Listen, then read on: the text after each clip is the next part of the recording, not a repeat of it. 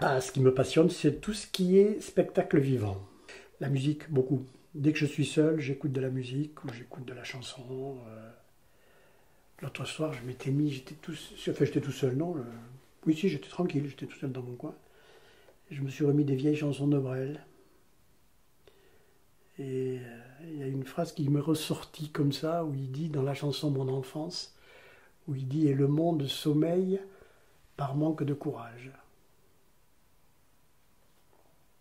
C'est bien vrai aujourd'hui, hein. Et le monde sommeille par manque de courage.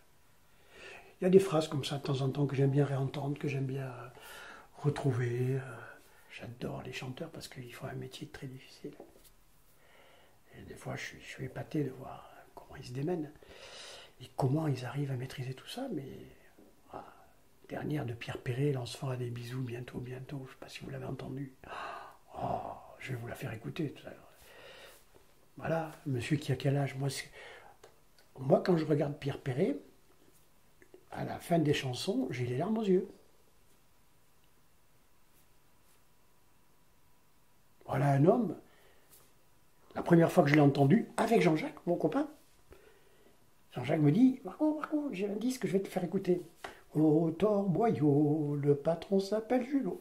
Le Torboyau. On avait 10 ans. Après, il a chanté Lily et puis tout le reste. Alors, quand je dis le chant, les chanteurs, c'est vrai que je suis plutôt une génération, c'est pas un problème de génération. Je suis très chanson française, chanson à texte, même d'aujourd'hui. Hein. Il y a des chanteurs d'aujourd'hui qui écrivent des textes qui sont absolument magnifiques. Hein. Et Cali, quand il nous dit le bonheur, c'est un chien qui traverse une 4 voies, voilà, c'est ça le bonheur. C'est ça la vie. À partir du moment où tu es né, déjà, tu es condamné à mort. Et oui, c'est la finalité. Alors la chanson française me passionne. Bon, moi, je suis tombé dans Brassens tout petit. Hein. Notre père nous a élevés au Brassens. Donc moi, le gorille, je l'ai écouté, j'avais 5 ans. Hein. Je ne comprenais pas tout. Mais, par exemple, Brassens a été un de mes initiateurs de la langue française. Parce que, comme je voulais comprendre ce qu'il disait, j'allais chercher dans le dictionnaire le mot. Dans la messe au pendu, à un moment, il parle des oiseaux du moutier. Alors, les oiseaux, je voyais ce que c'était, mais le moutier, je ne voyais pas. Je suis allé dans le dictionnaire Larousse et j'ai vu que le moutier, c'était le monastère, c'était là où les moines vivaient. Les petits oiseaux du moutier. Ben, moi, à 10 ans, je savais ce que c'était que les petits oiseaux du moutier. Et ça m'est resté. C'est un exemple que je cite souvent. Hein. Les sycophantes. Les sycophantes, c'est quoi les sycophantes? Voilà. C'est les délateurs, ceux qui vont dénoncer à la police. Voilà. Mais, sycophante, ça me gênait de connaître la chanson de Brassens et de ne pas savoir ce que je disais. Donc j'allais chercher dans le dictionnaire des mots comme ça. Parce que Brassens, pour la langue française, il en connaît un bras. Est-ce que tu peux parler de Brassens? Mais Georges Brassens, je suis... Alors j'ai découvert, parce que moi au début, moi Brassens, voilà, et puis les autres ils savent rien. Puis ce qui est bien, c'est que j'ai rencontré des tas de gens qui connaissent des tas de choses sur Brassens et qui en savent autant que moi. Pour la petite histoire, on a eu la chance, non. Alors moi j'ai eu le... Oh, je ne sais pas dans quel sens le prendre, Brassens. Brassens, pour moi, c'est mon maître à penser. La parole de Brassens que je cite souvent, c'est un jour un journaliste lui a demandé de se définir en tant qu'individu par rapport à la société autre. Il a dit « Je suis un anarchiste ». Il a des écrits libertaires qui sont très durs. Hein. Et quand on lit les lettres à Toussaint, c'est pareil. Et il dit « Je suis un anarchiste, mais qui traverse toujours sur les clous pour ne pas avoir à adresser la parole aux flics ». Je trouve ça extraordinaire. Parce que je suis un anarchiste, mais bon. Brassens, c'est mon maître à penser. Chaque fois que je lis ses textes, que j'écoute ses chansons, quand dans le grand chêne, à la fin, le chêne meurt brûlé comme du bois de caisse dans une cheminée, et que le curé du village, petit saint besogneux, doute que sa fumée arrive jusqu'à Dieu, Brassens lui répond, qu'est-ce qu'il en sait ce pauvre? Et qui donc lui a dit Il n'y a pas de chêne en paradis. Et ainsi de suite. Et des phrases de Brassens et des textes de Brassens, je les lis, je les relis, tu verrais le bouquin de Brassens que j'ai chez moi, l'œuvre complète. Elle est froissée, chiffonnée, encornée. Enfin bon, il y a des tas de choses qui sont belles à lire et à comprendre chez Brassens. Brassens, en un mot commençant, c'est mon maître à penser.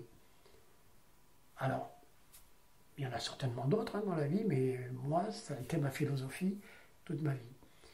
J'ai eu la chance de recevoir une chanteuse qui s'appelait Valérie Ambroise, qui a chanté du Brassens. Elle est décédée il n'y a pas très longtemps, cette dame. C'était une femme extraordinaire. Et elle était accompagnée par Pierre Nicolas. Donc à 2 reprises, on a reçu à la maison Pierre Nicolas. Brassens était déjà décédé. Et lui allait très mal à ce moment-là d'ailleurs. Il est parti peu de temps après. Et voilà, quand on a côtoyé Pierre Nicolas, on sentait la présence de Brassens, qu'il appelait le vieux. Alors que c'était le plus jeune de la bande.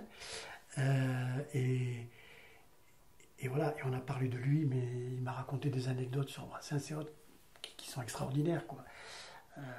C'est des choses. Le 22 septembre, chaque année à Paris, alors je ne sais pas si ça existe encore, il y avait la journée Brassens dans un théâtre. Ben voilà, j'y allais régulièrement. Quand je suis arrivé dans la région, la première chose que j'ai faite, je suis allé à Vaison-la-Romaine, aux journées Brassens, ça dure 8 jours. En plus, ça se passe dans un village de vacances, salle de spectacle. Ça m'a fait drôle de rentrer. et les gens qui étaient là sont extraordinaires. Enfin, je veux dire, on retrouve toute la bande. Et il y avait la femme de Jean Ferrat qui était là aussi. Des gens charmants. On est entre copains. Et alors, l'année où on y a été, c'était extraordinaire parce que le clou de la semaine, dans la grande salle de spectacle de Vaison-la-Romaine, c'était Pierre Perret. Et 2 heures de spectacle de Pierre Perret, en chair et en os en face de toi, je peux te dire que tu en as le poil qui se hérisse. Et Brassens, il a promu toutes ces choses-là. C'est ça. Mais ce qui me plaît chez Brassens, c'est que voilà, il a une philosophie, une morale qui est bien, qui m'intéresse. Quand il dit le pluriel ne vaut rien à l'homme, voilà, ça me parle. Ça me parle. Parlez-moi d'amour et je vous fous mon poing sur la gueule. Ça me parle. Voilà. Mais Brassens, c'est mon maître à penser. Sans aucun doute.